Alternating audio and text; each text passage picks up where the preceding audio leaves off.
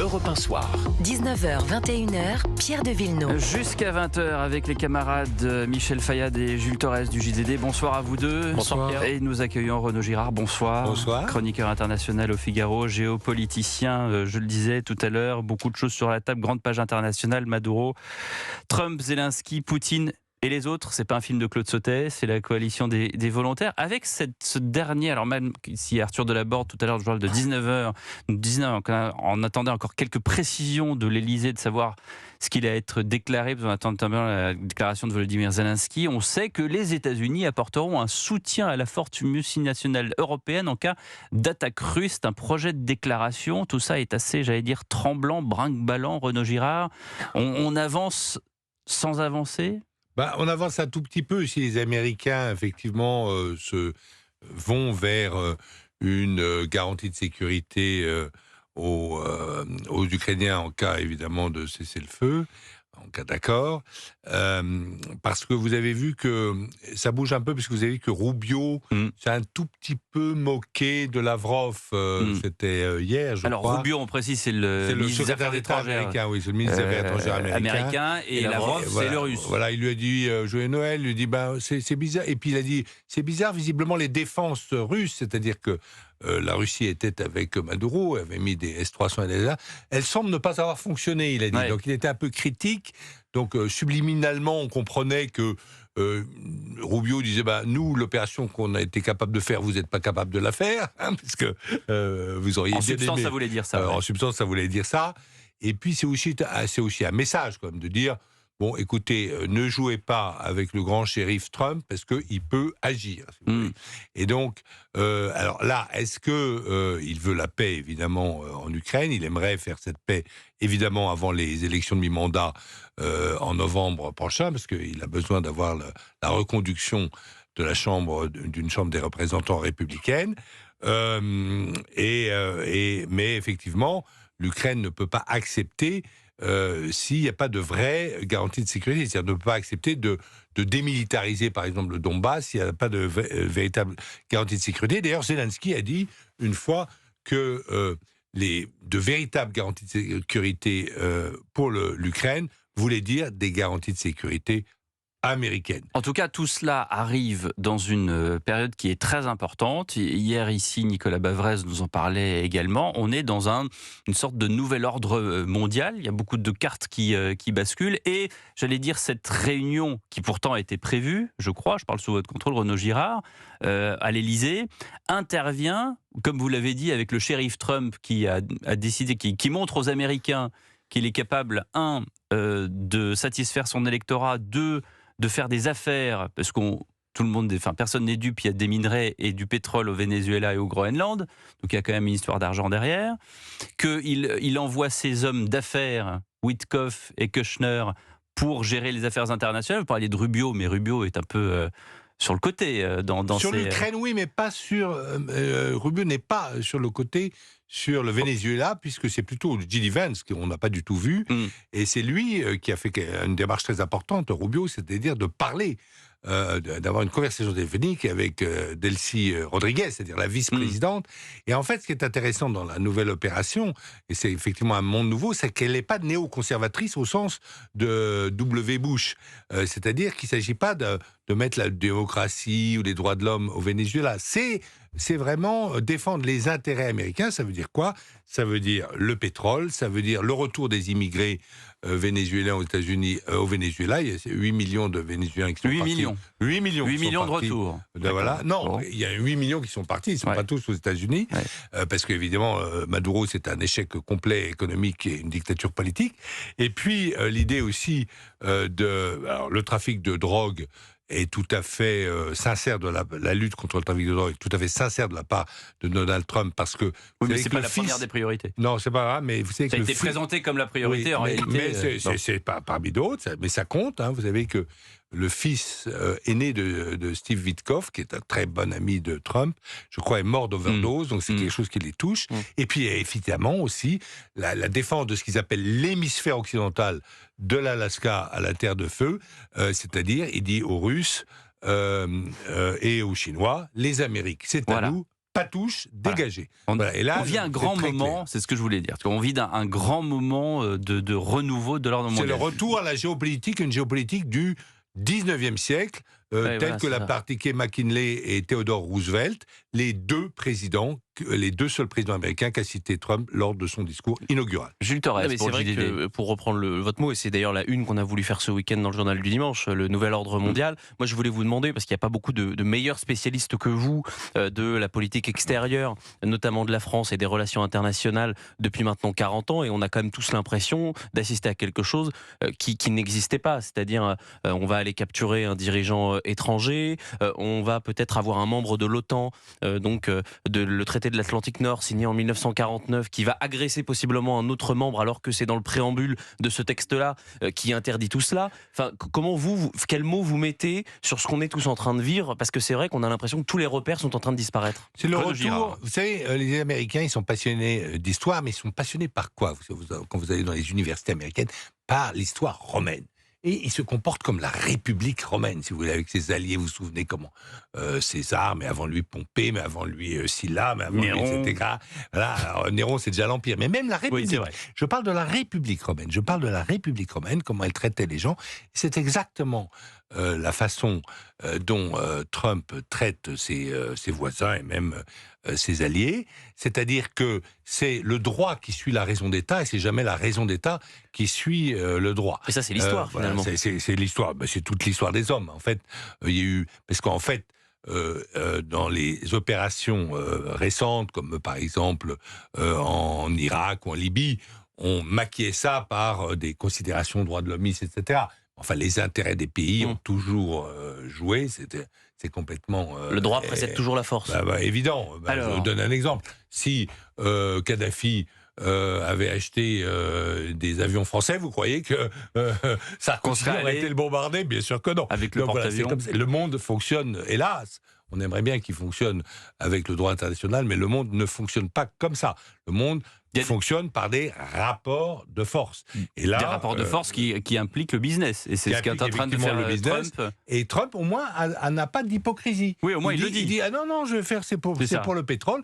Mais le pétrole qui va enrichir et qui va continuer à faire travailler mes raffineries en Louisiane, et également, mais ça va enrichir également le peuple vénézuélien, comme c'était le cas avant, parce qu'avant, le Venezuela était un pays très riche, qui vivait évidemment du pétrole, c'est les plus grandes réserves du monde de pétrole, mais les castristes Chavez, que j'ai connus, puis ensuite Maduro, ont cassé, en fait, l'économie de ce pays, et ce pays est en ruine aujourd'hui. On va parler avec Michel Fayad, avec Jules Torres, avec Renaud Girard du Figaro, de cette grande page de l'histoire du monde, non pas qui se tourne, mais en tout cas qui se tourne... Qui se joue, merci de m'aider dans ma recherche de mots. 19h26 sur Europe 1. Vous restez bien avec nous dans un instant, le rappel des titres de l'actualité. Et on revient pour les débats. À tout de suite. Europe 1 Soir. 19h, 21h, Pierre de Villeneuve. En effet, cette coalition des volontaires réunis à l'Elysée avec cette déclaration des États-Unis qui apporteront un soutien à la force multinationale européenne en cas d'attaque des Russes. C'est la principale déclaration qu'on a cet après-midi sur Maduro et sur cette opération américaine. Écoutez Sébastien Lecornu tout à l'heure à l'Assemblée nationale et ayez en tête le tout premier tweet d'Emmanuel Macron dimanche qui félicitait Donald Trump pour cette gigantesque opération militaire. Écoutez le Premier ministre aujourd'hui. Tout est illégal dans cette affaire. Le régime de Nicolas Maduro, le cycle électoral de 2024, l'opération militaire américaine qui contrevient à la Charte des Nations Unies. Pas parce que l'opération est illégale qu'il ne faut pas se réjouir qu'un autre avenir soit possible pour le peuple vénézuélien. C'est la question évidemment de la transition. Cette transition doit être démocratique, dans le même respect des valeurs et des fondamentaux du droit international. Elle doit se faire aussi probablement autour du président qui a été, lui, élu, en tout cas au regard de la diplomatie française et d'un certain nombre de pays dans le monde lors des dernières élections, et se faire évidemment dans le respect des valeurs et des droits fondamentaux du peuple vénézuélien. Alors Renaud Girard, je ne sais pas si vous êtes un spécialiste du slalom spécial, mais là en l'occurrence on a quand même une démonstration où il arrive, j'allais dire, à passer toutes les portes, mais pas forcément dans l'ordre. Vous parlez de Sébastien Lecornu. Oui. Sur sa déclaration, sachant que Jour 1, Macron dit « Super, Trump, bravo, c'est génial, l'opération militaire ». Jour 2, le même Macron qui dit « Ouais, mais il y a le droit international ». Comment ? Qui fait dire. Qui fait par dire. la porte-parole du gouvernement, Par Maud Brejon. Et il n'y a pas eu un tweet derrière ? Non, c'est juste c'est Maud Élysée. Brejon. Voilà. Absolument. Et Maud Brejon qui prend En la source parole. Élysée. En source Élysée. Voilà, source Élysée en disant bah oui, mais en fait il y a quand même le droit international. Et puis là aujourd'hui, vous avez quand même le Premier ministre qui dit il y a rien qui va dans cette histoire. Et même l'opération est illégale. Alors, c'est-à-dire rien comprendre quand même. Il y a eu un cafouillage et puis il y a eu une réaction extrêmement alambiquée du ministre des Affaires étrangères. Donc en fait, je pense qu'Emmanuel Macron Monsieur Barrot. Monsieur Barrot. Mais là, je trouve que la déclaration de Sébastien Lecornu est assez habile parce que comme on dit en mathématiques, comme on faisait de la mathématique en 4e, il a mis en facteur l'illégalité. C'est-à-dire c'est l'illégalité de Maduro qui a triché à toutes les élections, et c'est aussi donc une illégalité intérieure vénézuélienne, mais aussi évidemment une illégalité internationale, puisque évidemment on ne peut pas faire d'intervention militaire sans avoir un mandat du Conseil de sécurité de l'ONU. Maintenant, est-ce que je pense qu'il était indispensable que la France s'exprimât ? Moi, je pense que parfois, il y a des conflits où il ne faut pas s'exprimer. Il faut savoir, en diplomatie, renoncer. D'ailleurs, non, être silencieux, parfois être silencieux. Oui, c'est ça, renoncer à la parole. Voilà, renoncer à la parole, je n'ai pas de commentaire à faire. Non, mais si je peux juste me permettre, moi j'ai quand même l'impression. Et après, on laissera parler Michel Fayad qui fait peur d'une patience légendaire. Pardon, mais c'est parce que moi, j'ai plutôt l'impression que c'est Emmanuel Macron qui est assez habile, parce que il y a sa première déclaration, donc où il soutient Donald Trump, qui a été retweetée par Donald Trump lui-même, et donc je pense que dans l'inconscient américain, mais c'est parce qu'il y a la réunion ils ne savent pas qui est Maud Brejon, et ils ne savent même peut-être pas qui est Sébastien Lecornu. Donc dans les cerveaux américains, ils savent sûrement pas qui est Sébastien Lecornu. Voilà. Donc je pense que il y a de la politique extérieure parce et intérieure aujourd'hui avec Kushner et voilà, avec parce que Steve Emmanuel Macron veut conserver les bonnes grâces de Monsieur Trump, enfin les bonnes grâces. Oui, notamment pour l'Ukraine. Voilà, évidemment. c'est ça. Et puis il y a aussi de l'argent dans tout ça. Et Lecornu fait ça pour des raisons de politique intérieure, parce qu'il sent bien qu'il y a la pression du centre et de la France insoumise. Il y a de l'argent dans tout ça aussi, évidemment. Oui, bien sûr, mais déjà sur la position française, les Américains en ont parlé en réalité.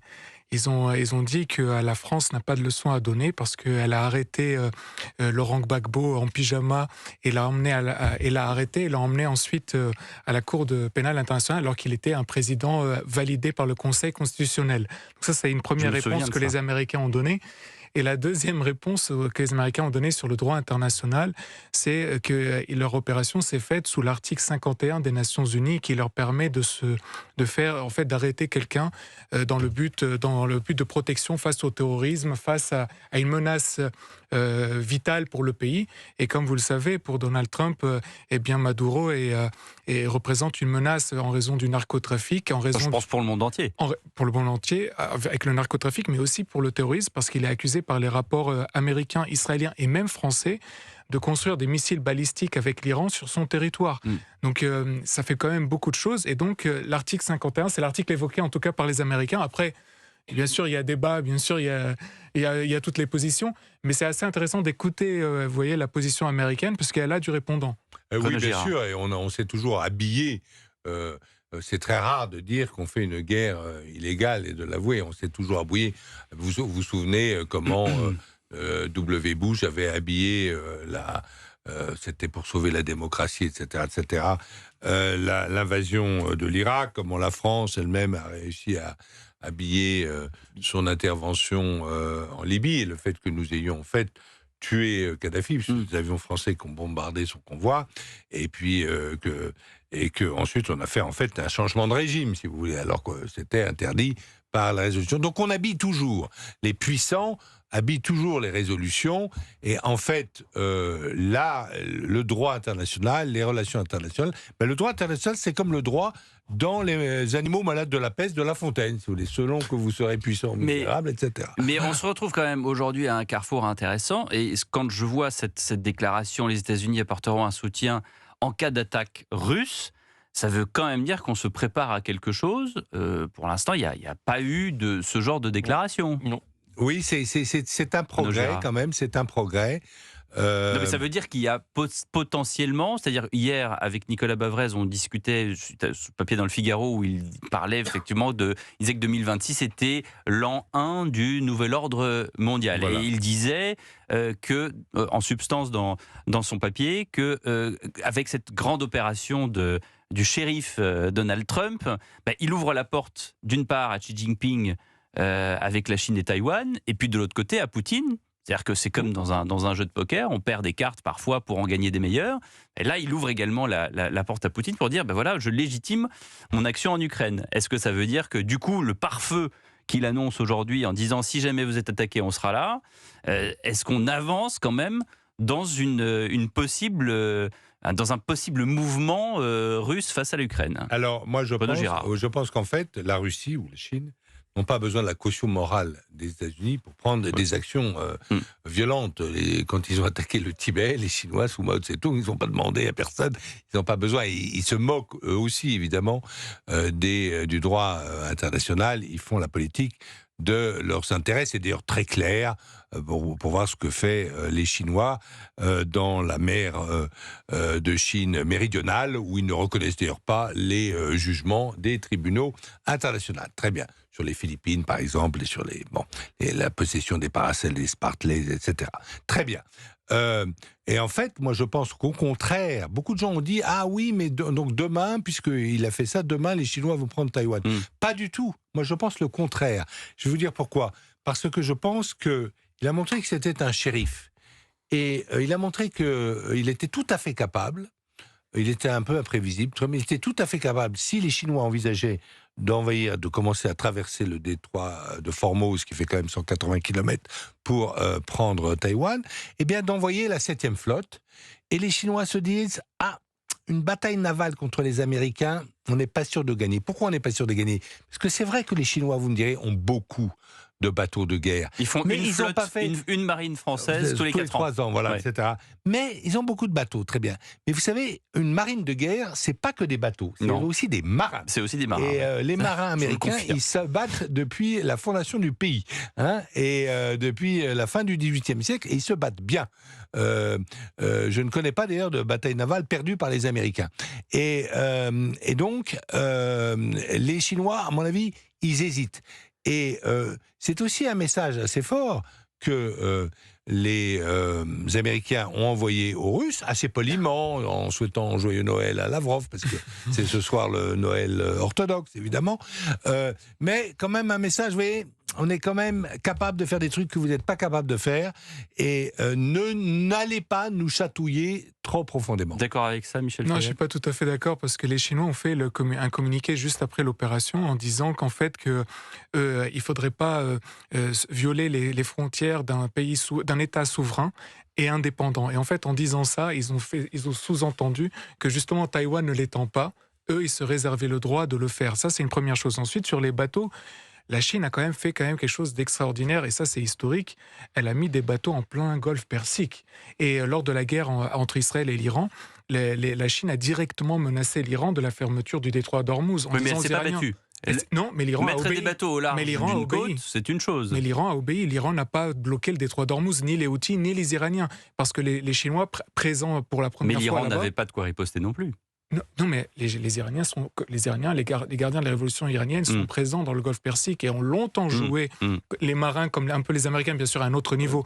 Mais là, le fait que les Chinois soient présents, les Iraniens ont pensé à 2 fois. Et ça, c'est quand même assez intéressant.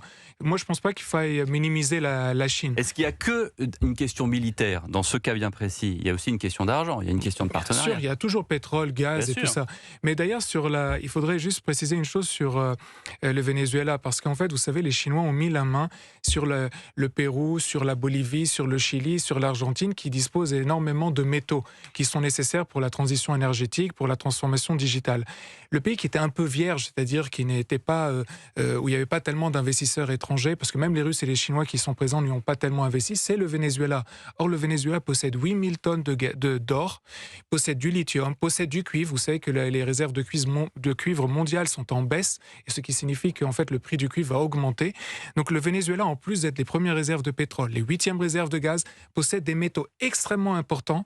Et donc, pour les Américains, c'est prendre le contrôle d'un pays, non seulement pour son pétrole, son gaz, mais aussi pour ses métaux, et empêcher la Chine de retour sur investissement. Il y a un retour sur investissement, bien sûr. Merci beaucoup, Renaud Girard, d'avoir été avec nous sur Europe 1. Et on vous lit toujours avec beaucoup de plaisir dans Le Figaro. 19h42, vous êtes sur Europe 1 tous les jours de 7h à 9h. Vous retrouvez l'équipe d'Europe 1 matin. Dimitri, Anissa, Olivier, Sonia, Vincent et les autres. Et l'ensemble de la rédaction. Europe 1 matin, 7h, 9h tous les jours sur Europe 1, la radio libre. À tout de suite sur Europe 1.